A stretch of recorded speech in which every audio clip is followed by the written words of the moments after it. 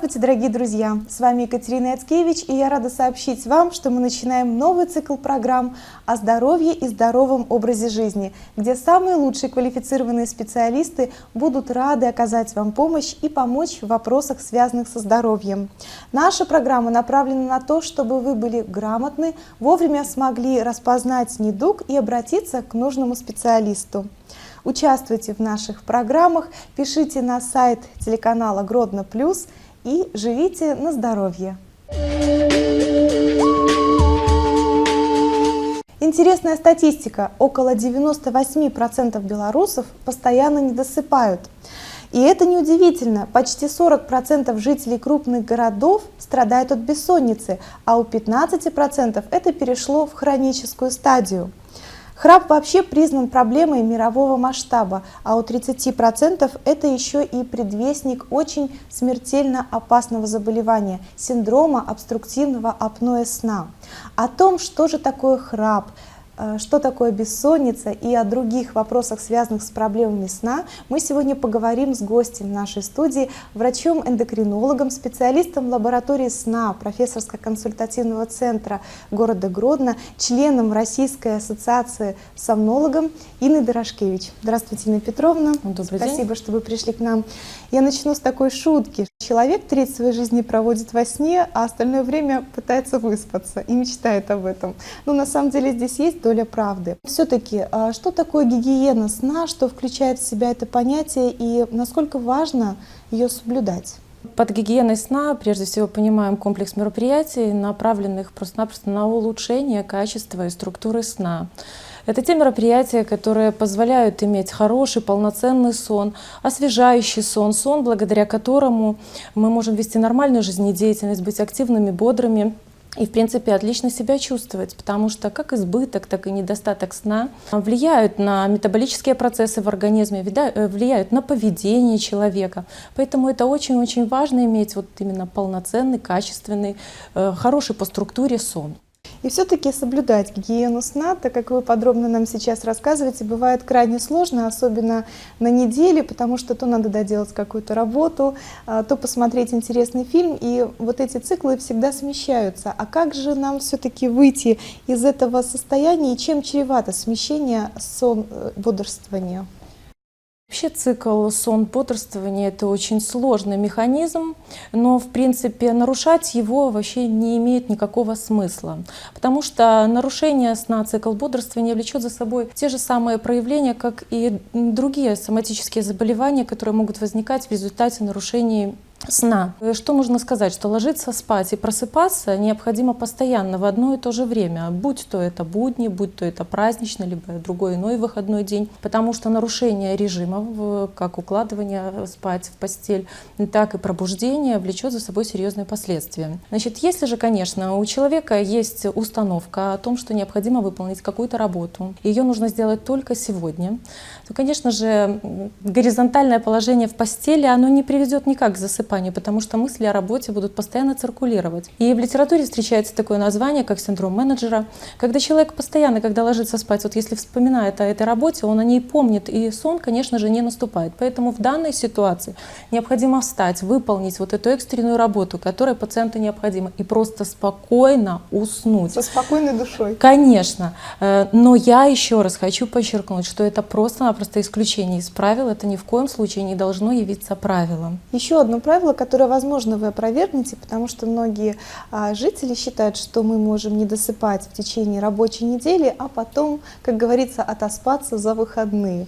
Правильно ли это утверждение? Ну, вы знаете, я, конечно, придерживаюсь такой точки зрения, что если есть потребность во сне, ее, конечно, необходимо восполнить, потому что человек, если не высыпается, у него пониженная работоспособность, пониженный эмоциональный фон. Скажем так, качество жизни вот в этот день просто-напросто ухудшается. Поэтому я считаю, что, конечно, восполнить сон нужно. Но необходимо отметить такой момент.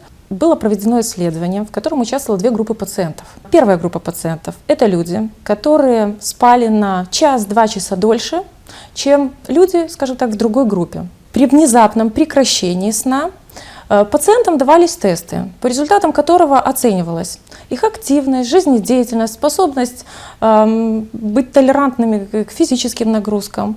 И по результатам этого теста пришли к выводу, что люди, которые имели более продолжительный сон в течение недели, да, они выполняли все эти тесты гораздо лучше, чем те люди, которые просто ограничивали себя во сне, либо спали просто нужное количество времени. Даже несмотря на то, что эти часы могли быть восполнены в дневные сутки. Ну, конечно, конечно.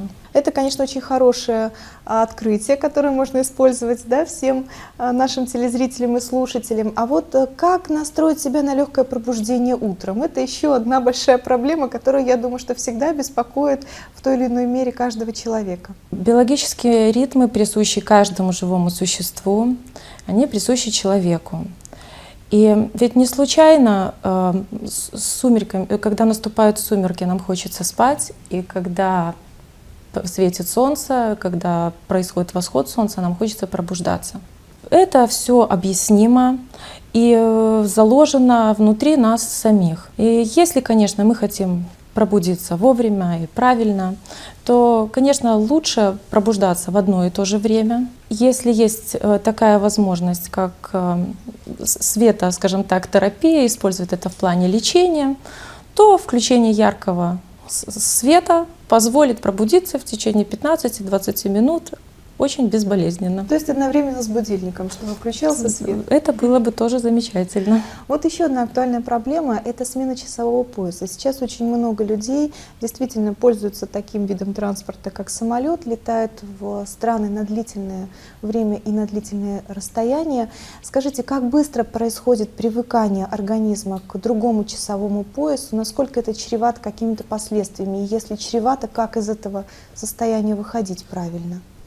Действительно, очень много людей путешествуют, и смена часового пояса в пределах 2 часовых поясов люди вообще переносят безболезненно. 1/3 вообще просто людей, путешествующих, совершенно не ощущают смену часового пояса.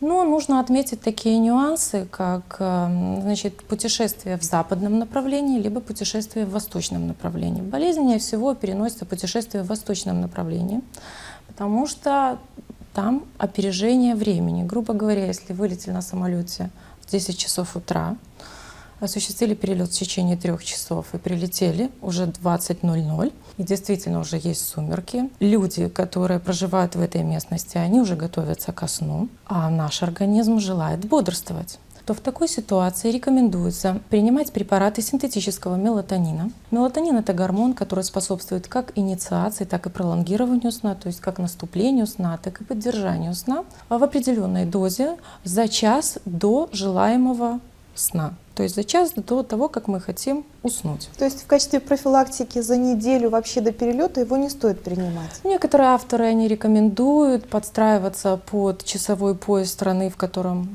необходимо провести определенное количество времени, но в целом такой необходимость не существует. Инна Петровна, можно сказать, что этот препарат безопасен, или все-таки стоит проконсультироваться со специалистом перед тем, как его покупать и принимать?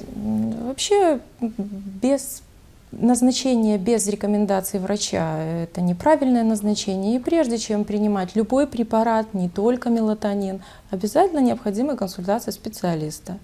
Давайте теперь полетим на Запад и узнаем, как там адаптироваться к этим условиям.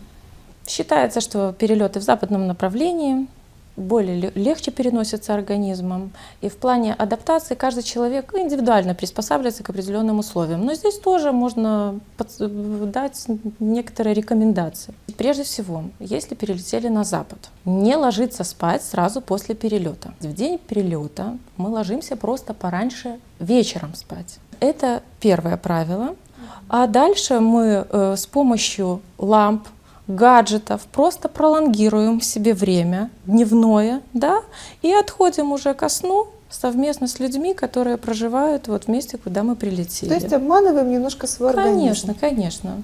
Инна Петровна, еще один вопрос. Человека постоянно тянет ко сну днем. Я думаю, что эта проблема тоже беспокоит многих телезрителей. В норме ли вообще дневная сонливость? Как ее побороть? Или ее вообще не нужно бороть? Что делать с этим?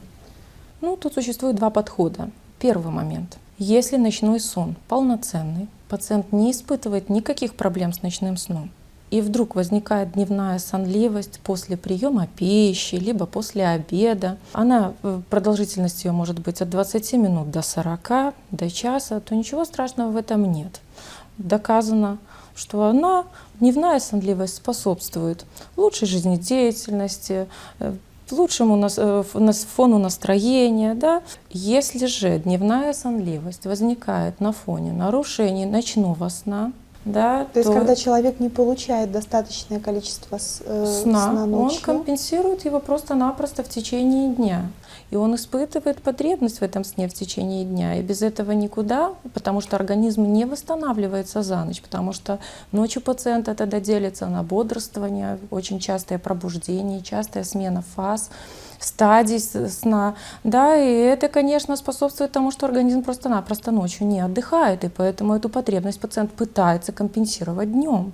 Нужно сказать, что нормальный сон, который вот в норме у человека может возникнуть днем, вообще это ничего страшного, и в прошлые времена это была вообще общепринятой практикой, когда люди имели сон дневной. Но в наше время в связи с активностью, в связи с тем, что все постоянно куда-то спешат, бегут, боятся что-то не успеть, уже люди как-то себе очень редко позволяют дневной сон, может быть только в выходные, либо где-то в отпускной период.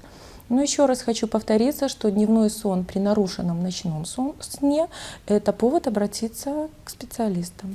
Мы с вами обязательно сейчас проговорим про нарушение сна. Я хотела бы, чтобы вы еще раз дали рекомендации нашим телезрителям про условия для качественного сна. Конечно, это очень большой вопрос, который можно долго обсуждать, но все-таки какие-то основные моменты, которые помогли бы четко подойти к подготовке хорошего сна. Конечно, существует целый прям комплекс мероприятий, направленных на то, чтобы сон был полноценным. Прежде всего, нужно отметить такой нюанс, что спальня — это место, в котором вы просто спите. То есть я хочу подчеркнуть, что вы не смотрите телевизор, вы не занимаетесь не работаете за компьютером, никакой либо иной другой деятельностью. Да? Вы просто — это место, в котором вы отдыхаете. Оно должно быть комфортным для вас, то есть для человека, который там спит. Матрас должен быть мягким, подушка удобная, одеялом, постельное белье, оно должно быть приятное для вас на ощупь. Комнатная температура, конечно же, подбирается индивидуально для каждого человека. Кто-то любит, чтобы было тепло, кто-то любит, чтобы было это 18-23 градуса. Это очень-очень индивидуально. Однозначно проветренное помещение. Да? Далее, что необходимо соблюдать перед сном? Значит, прежде всего, необходимо ограничить прием кофе, зеленого чая, алкоголя. Употреблять пищу за 2-3 часа до сна. Но хочу оговориться, что голодный человек никогда не уснет. Поэтому, если существует такая потребность, то, конечно, какой-то низкокалорийный продукт, содержащий триптофан, конечно, аминокислоту, которая способствует засыпанию, да? Да. Вот можно принимать. Голодным, вот хочу подчеркнуть, вы, конечно, никогда не уснете. Да? Физическую активность необходимо, конечно, она каждому человеку, но ее нужно прекратить за 60-90 минут до сна, потому что избыточное бодрствование, да, приводит к возбуждению, и очень долго нужно после этого успокаиваться. За 30 минут-час до сна необходимо выключить яркое освещение и использовать, конечно же, ночник. То есть имитировать сумерки для того, чтобы вырабатывался такой гормон, как мелатонин, который, как я уже говорила, он вызывает наступление сна и способствует хорошему сну. Он именно вырабатывается в темное время суток, поэтому необходимо выполнять эту также рекомендацию. Почему нельзя пользоваться телевизором, компьютером перед сном, различными другими иными гаджетами? Потому что они создают очень-очень яркий световой покров, который просто-напросто имитирует дневной свет, скажем, яркое освещение и препятствует выработке мелатонина, а поэтому сонливость не наступает.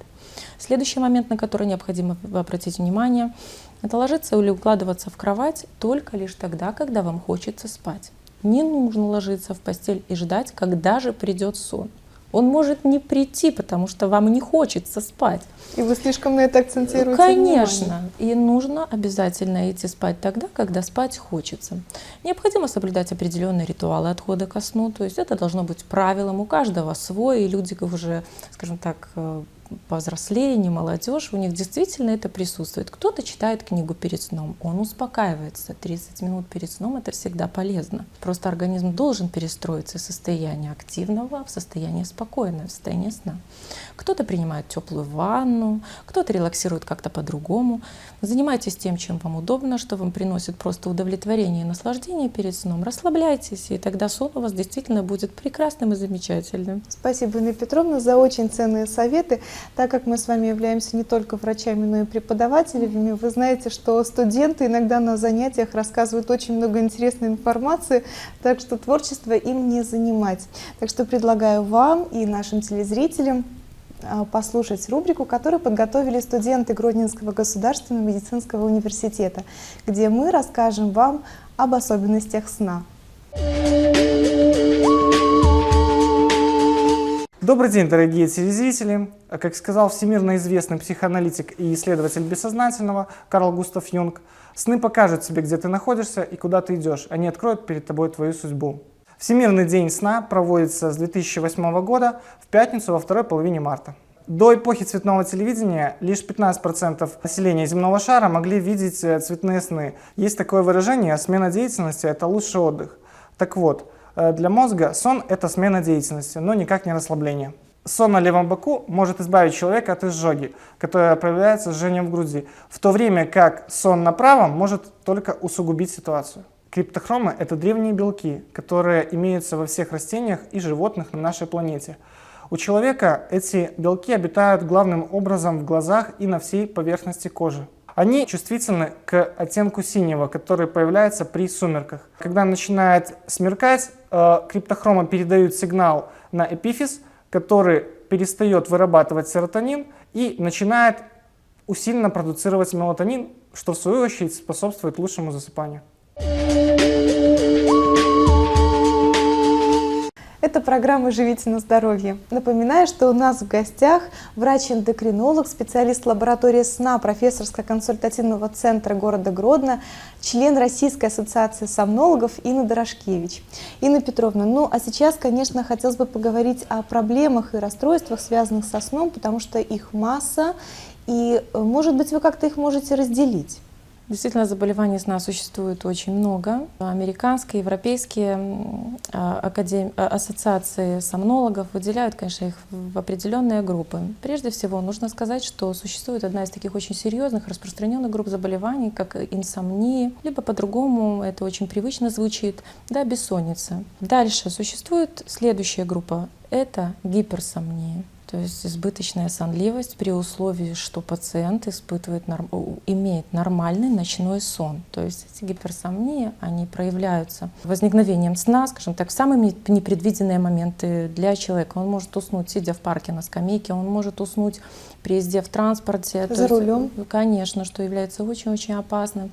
Да, он может уснуть просто-напросто в течение дня несколько раз, и это все как бы оправданно укладывается вот в эту группу заболеваний. Следующая группа заболеваний — нарушение движений во время сна. Очень серьезная и большая группа. И нужно выделить еще одну из таких очень важных групп. Это группа нарушений дыхания во сне. В настоящий момент очень много исследователей занимаются непосредственно этой проблемой, потому что эта проблема касается врача каждой специальности. Пациент может появиться на приеме у абсолютно любого доктора, поэтому нужно быть настороженным, готовым к тому, что пациенту нужно помогать и нужно его правильно ориентировать, куда, к кому и когда обратиться. Ну, нарушение дыхания во сне действительно актуальная проблема, но начинается она с другой, и я бы даже сказала, что больше социальной проблемы – это храпа. Давайте поговорим сначала всего лишь о проблеме храпа. Настолько ли это безобидно? И вообще, почему возникает храп? Проблема храпа, вообще как такового звукового феномена, она прежде всего беспокоит людей, которые живут с этим человеком просто-напросто рядом. То есть этот человек даже иногда сам и не знает, что он, будем так говорить, храпит ночью, издает какие-то звуки.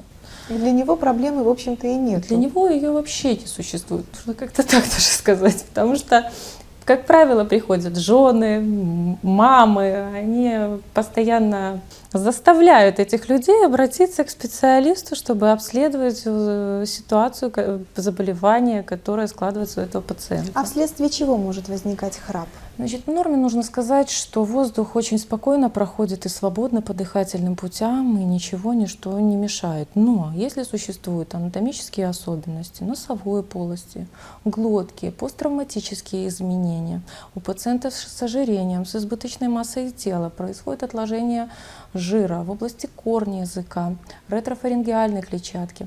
Это приводит все к тому, что на уровне глотки происходит сужение воздухоносных путей. И прохождение воздуха вызывает их колебания, нависающих, скажем так, в просвет дыхательных путей мягких тканей, которые во время сна просто-напросто расслабляются. Если в бодрствовании находится в состоянии тонуса и воздух спокойно проходит, ничто ему не мешает. Во время сна они просто колебаются, бьются друг от друга, и получается вот этот вот звуковой феномен такой в виде храпа. С одной стороны, это просто звуковой феномен, с другой стороны, мы уже сказали, что этот звуковой феномен может сопровождать очень опасное заболевание, синдром обструктивного апноэ сна. Как же определить, это просто безобидный храп для самого человека или это все-таки чревато другими сложными последствиями какими-то для здоровья? Храпом занимаются такие специалисты, как лор-врачи прежде всего, если он обусловлен вот сужением воздухоносных проходов лор-органов. Храпом могут заниматься врачи-стоматологи, ортодонты. И храпом могут заниматься врачи-сомнологи, скажем так, которые изучают нарушение дыхания во сне. Но нужно сказать, что в нашей стране такой специальности нет, и поэтому нужно заниматься и занимаются специалисты Разных других Да. направлений, специальностей.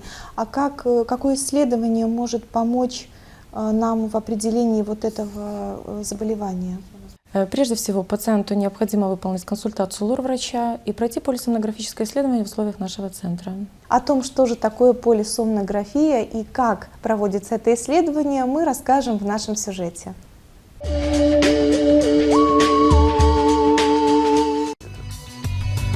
Во время полисомнографии на протяжении всей ночи непрерывно регистрируются различные физиологические сигналы тела, электрическая активность мозга, деятельность сердца, активность мышц, движение глаз, характер дыхания, уровень кислорода крови. Для регистрации сигналов используют электроды и маленькие датчики, которые накладывают на волосистую часть головы, лицо и тело. Процедура наложения безболезненна. При полисомнографии окончательно подтверждают диагноз и определяют степень тяжести заболевания. С вами программа «Живите на здоровье». Сегодня мы говорим о проблемах сна. Мы только что посмотрели сюжет о том, как выполняется полисомнография. Инна Петровна, всем нужно проходить полисомнографию, кто храпит?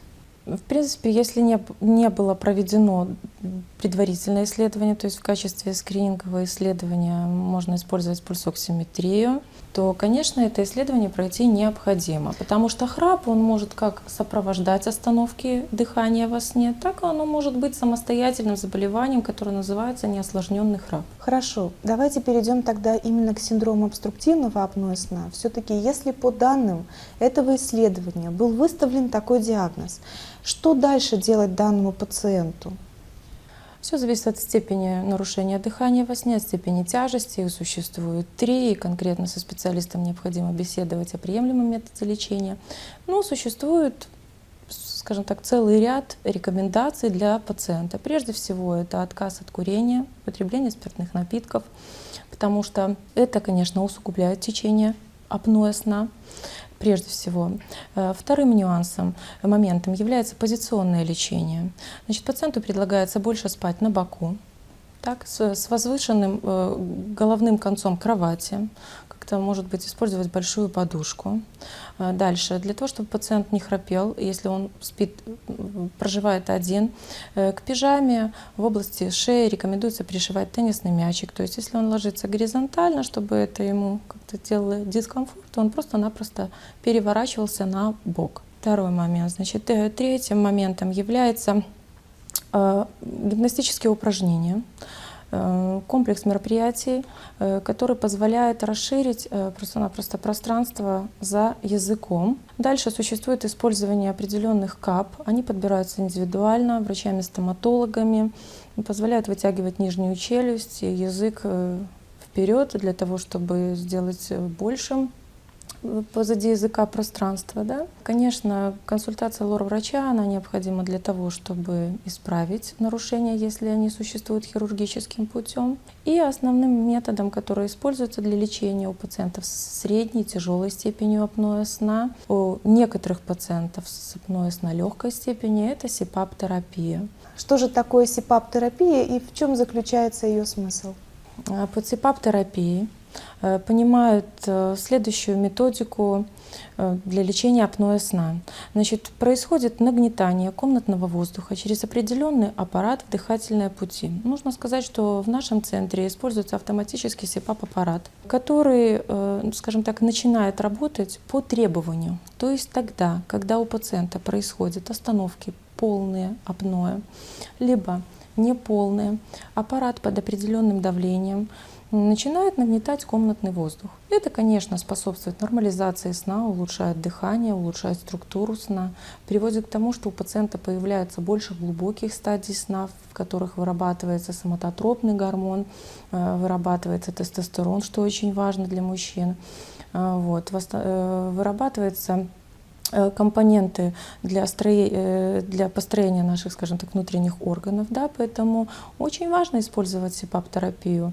Исчезают те проявления обструктивного апноэ сна, которые, скажем так, просто беспокоят наших пациентов, потому что помимо дневной сонливости апноэ сна проявляется повышенным артериальным давлением по утрам, избыточной потливостью, учащением мочеиспускания, невозможностью похудеть пациентов с ожирением, с избыточной массой тела при условии, что они выполняют все рекомендации диетологов, эндокринологов, прикладывают к этому максимум усилий. Потому что очень важно обращать внимание на структуру сна, потому что это действительно важный компонент и важная составляющая нашего здоровья и вообще нашей жизни. Конечно, никто так лучше не расскажет о положительном результате лечения СИПАП-терапии, как пациенты, которые попробовали этот метод. Давайте послушаем их интервью. Когда я стала пользоваться аппаратом СИПАП, у меня, в общем, значительные улучшения пошли. Я стала спать ночью, потому что практически не спала, постоянно просыпалась. И я сбросила вес значительно за 7 месяцев, 18 килограмм. Это радует. Хотелось бы, конечно, еще, чтобы это все, потому что очень тяжело было. Давление, в общем, меня стало меньше беспокоить, проблемы эти. У меня не отекают ноги практически. Раньше были очень отечные. Еще во время сна у меня западал, видимо, язык. У меня были травмы на языке. Это все зажило. Сейчас ничего этого нет. Пользуюсь я им уже больше года. И я очень довольна. Что изменилось? Изменился сам сон. За 2 месяца, когда я уже начал пользоваться аппаратом, я скажу то, что, во-первых, я стал лучше намного спать. Я стал высыпаться. В этом проблема. В том, что возникла эта проблема, в том, что я теперь исчез храп. Окружающие, родные уже не беспокоятся. Дорогие друзья, мы продолжаем говорить о нарушениях сна. Действительно, очень приятные результаты, которые наглядно показывают о том, что это очень действенный метод. Последний вопрос, Анна Петровна. Как подбирается терапия для каждого пациента? Это действительно индивидуальный подход? В медицине, в принципе, при любой патологии индивидуальный подход. И наше лечение, оно не исключение. Пациент приходит для начала на диагностическую ночь. При установлении диагноза подбирается СИПАП-терапия под определенным давлением, как я уже говорила, нагнетается воздух, и проводится, конечно же, диагностическая ночь, по результатам которой мы приходим к выводу, как подобрана терапия, правильно ли она подобрана, и даются пациенту дальнейшие рекомендации для улучшения качества жизни. Большое спасибо вам за очень содержательный, интересный разговор. Дорогие друзья, я напоминаю, что у нас в гостях была врач-эндокринолог, специалист лаборатории сна профессорско-консультативного центра города Гродно, член Российской ассоциации сомнологов Инна Дорошкевич. Еще 10 лет назад люди с нарушением сна вынуждены были ездить за рубеж для диагностики и подбора терапии. Сегодня вам не нужно тратить время и деньги, потому что все это вы можете пройти здесь, на месте у нас в Гродно, в профессорско-консультативном центре в лаборатории сна. Звоните по телефонам, которые вы видите на своих экранах. Специалисты профессорско-консультативного центра, неврологи, кардиологи, психотерапевты, врачи смежных специальностей обязательно помогут вам в решении многих вопросов, связанных со здоровьем. С вами была Екатерина Яцкевич. Я желаю вам всего доброго.